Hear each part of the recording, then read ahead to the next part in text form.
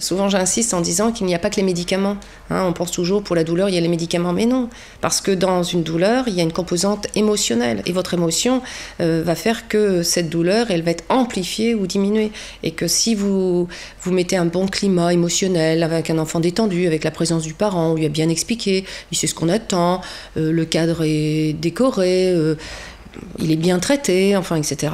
Le soin a toutes les chances de se passer bien. Forcément, j'ai connu toute cette période où les enfants avaient pas ou peu ou très peu d'informations, et les parents aussi, et où de ce fait-là on avait des enfants agités, qui ne comprenaient pas, qui savaient faire, et où là on peut malheureusement dériver parfois avec de la contention pour arriver à faire un geste.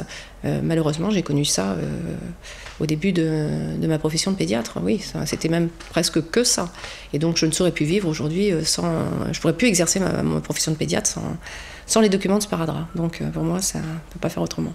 La plupart du temps, on a le temps d'expliquer à un enfant, sa famille, ce qui va se passer.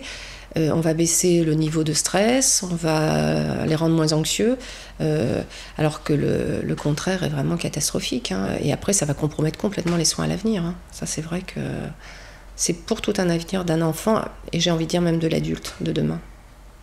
Dans la relation aux soins qu'il aura, je pense qu'on a beaucoup de parents aujourd'hui qui sont phobiques des soins, de ce qu'ils ont vécu quand ils étaient petits. Donc là, c'est tout notre rôle de les amener à découvrir que ça a bien changé. Et grâce à sparadrap, en plus.